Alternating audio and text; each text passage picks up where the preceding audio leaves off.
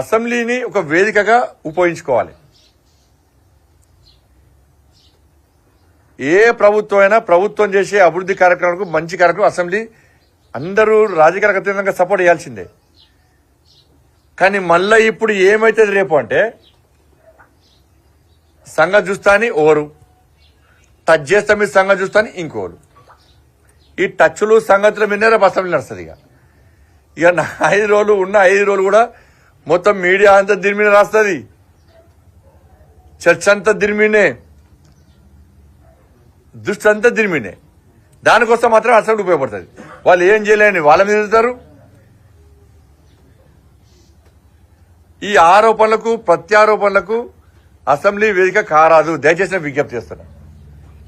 ఇప్పుడు జరిగే అసెంబ్లీ ప్రజలకు ఒక నమ్మకాన్ని విశ్వాసాన్ని కలిగించే విధంగా, ప్రజలను సమస్యలను పరిష్కరించే విధంగా ఈ అసెంబ్లీ ఉపయోగపడాలి తప్ప టచ్లు చేయడము, అంతు చూడడము, సంగతులు చూడడానికి ఈ అసెంబ్లీ వేదిక కాదు. పెట్టుకొని బహిరంగ సభ జింకానా గ్రౌండ్ లో మేమే బహిరంగ సభ ఏర్పాట్లు అన్ని చేస్తాం. వాళ్ళు టచ్ చేస్తారా, వీళ్ళు అంతు చూస్తారా చూసుకోండి మీరు. దానికి గ్రౌండ్లు ఉన్నాయి, వేదికలు చేసుకుని మేమే ఏర్పాటు చేస్తాం వేదికలు.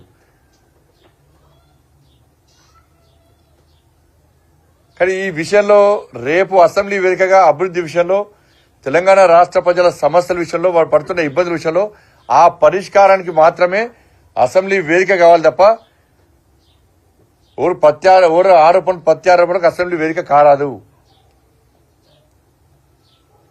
దయచేసి మీడియా కూడా విజ్ఞప్తి చేస్తున్నా, మీరు వీటిని ప్రశ్నించే ప్రయత్నం చేయండి. సంచలనం కోసం దయచేసి, ఎందుకంటే తెలంగాణ రాష్ట్రాన్ని సాధించుకున్నది, దానిలో ప్రధాన భూమిక పోషించింది మీడియా. ఇవాళ ఆ తెలంగాణ రాష్ట్ర ప్రజలు బాగు చేసే, బతుకులు బాగు చేయడానికి మీడియా కూడా ఈసారి వేదిక కావాలి. మీరు ఏ పార్టీ ఆరోపణ ప్రత్యారోపణ ఇస్తే వాళ్ళ బండారం బయట పెట్టండి. ప్రజలకు ఇచ్చిన హామీలు గ్యారంటీ విషయంలో ఎలక్షన్ కోడ్ లోపల వాళ్ళు పూర్తి చేస్తే సపోర్ట్ చేయండి, మేము కూడా సపోర్ట్ చేస్తాం దానికి.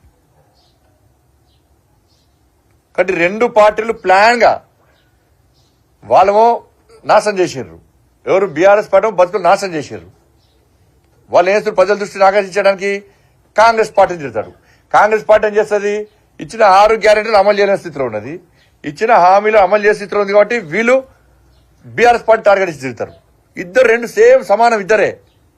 వీళ్ళిద్దరు కలిసి రేపు ఓలుగోలు తిట్టుకొని వీళ్ళు వాళ్ళకి సహకరిస్తారు, వాళ్ళు వీళ్ళకి సహకరిస్తారు. ఇద్దరికి ఓలుగోలు తిట్టుకొని ఆరోపణ ప్రత్యారోపణ చేసుకొని ఇవాళ మళ్ళా ప్రజల దృష్టి మళ్లించే ప్రయత్నం, పాలన మీద మళ్లించే ప్రయత్నం కాంగ్రెస్ పార్టీ ప్రభుత్వం చేస్తుంది. వాళ్ళను ప్రజలు వ్యతిరేకించారు కాబట్టి ఆ వ్యతిరేకత మీద నుంచి ప్రజల దృష్టి మళ్లించడానికి వాళ్ళు వీళ్ళ మీద ఆరోపణలు చేస్తారు. ఇవి 2 రేపు అసెంబ్లీ వేదికగా జరిగేటి గవే. కానీ ప్రజలకు అప్పీల్ చేస్తున్నాం, రేపు అసెంబ్లీని మీరు అబ్జర్వ్ చేయండి. తెలంగాణ రాష్ట్ర ప్రజలకు విజ్ఞప్తి చేస్తున్నా, మీకు కాంగ్రెస్ పార్టీ 6 గ్యారెంటీలు ఇచ్చింది, మీకు హామీలు ఇచ్చింది.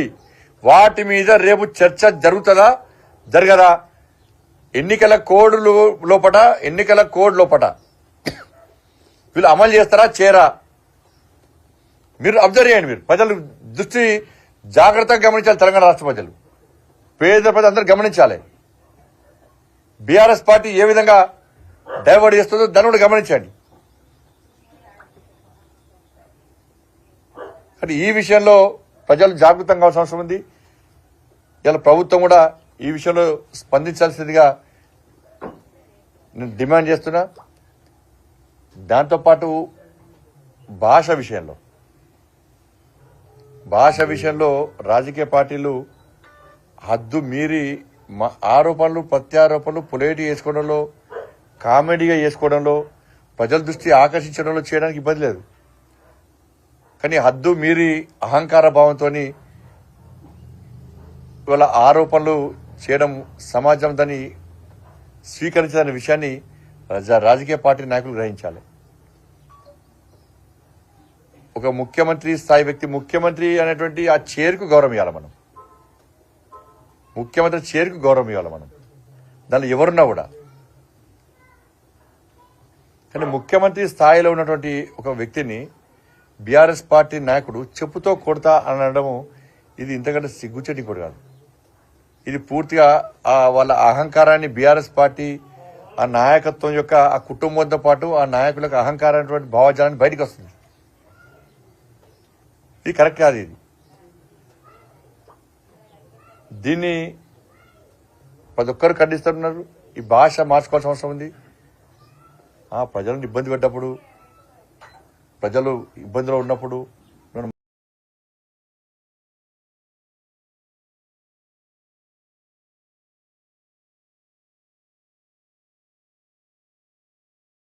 యాత్ర ఈ కరీంనగర్ పార్లమెంటు నియోజకవర్గంలో ప్రజాహిత యాత్ర పేరుతోని 10వ తారీఖు నాడు మేడిపల్లి నుంచి యాత్ర ప్రారంభిస్తున్నాం.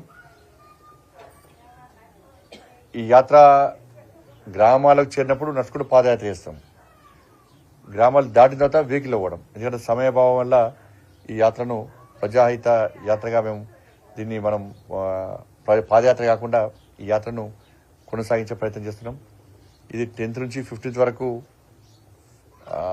వేములవాడ సిరిసిల్ల నియోజకవర్గంలో పూర్తి చేస్తాం. 3 days నేషనల్ కౌన్సిల్ మీటింగ్స్ కాబట్టి అందరు జిల్లా అధ్యక్షులతో పాటు అందరు పోవాల్సి ఉంటుంది కాబట్టి మళ్ళీ 20th నుంచి మిగతా నియోజకవర్గాల్లో పూర్తి స్థాయిలో పూర్తి సమయాన్ని వెచ్చిస్తూ మిగతా నియోజకవర్గాలు కూడా ఈ ప్రజాహిత యాత్రను కొనసాగిస్తున్నాం. రాష్ట్ర పార్లమెంట్ నియోజకవర్గం స్థాయిలో మొత్తం పూర్తిగా అన్ని మండలాలను చుట్టొచ్చే విధంగా ఈ యాత్రకు ప్లాన్ చేస్తాం. 10వ తారీఖు నాడు మేడిపల్లిలో ఈ యాత్రను ప్రారంభించబోతున్నాం.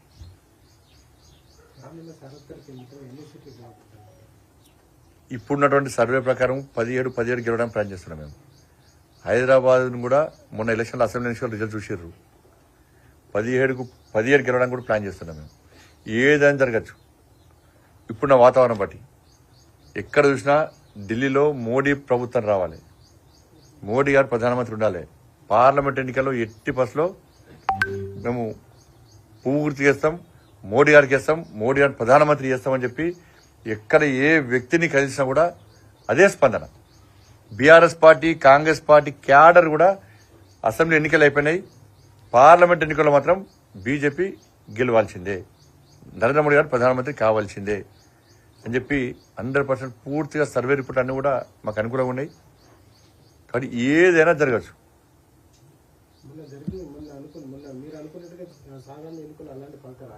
ఇప్పుడు వస్తాయి పక్క. ఇప్పుడు మీరు సర్వే అప్పుడు వేరుండే, ఇప్పుడు సర్వే మీరే చూస్తున్నారు. ఏడవేనని ఇప్పుడు ఢిల్లీ ఎన్నికలు మోడీ గారు రావాలి, మోడీ గారు గెలవాలి, మోడీ గారు ప్రధానమంత్రి కావాలి.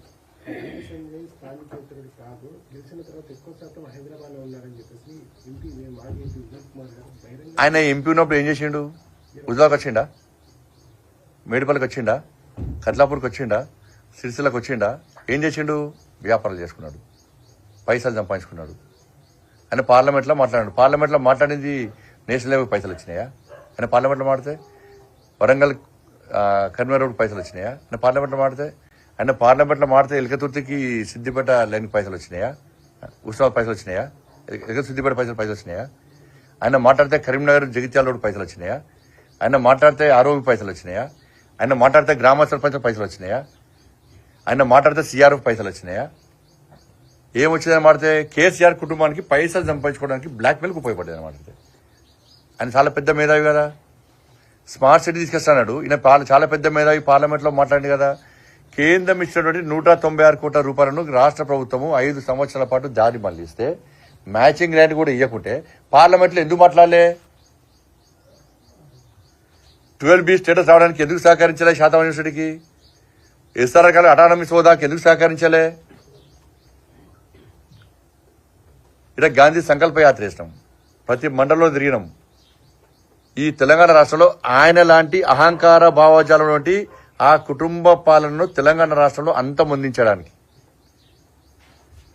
తెలంగాణ రాష్ట్రాన్ని అప్పుల పాలు చేసినటువంటి ఆ కుటుంబం యొక్క పాలనను అంతమొందించాలని చెప్పి ప్రజలు కక్షతోని ఉన్నారు. కాబట్టి ప్రజల ఆలోచనకు అనుగుణంగా ప్రజా సమస్యలు చేసుకోవడానికి 150 రోజుల పాటు బండి సంజయ్ 1600 కిలోమీటర్లు ఎండలో వానలో వర్షంలో పాదయాత్ర చేసిండు.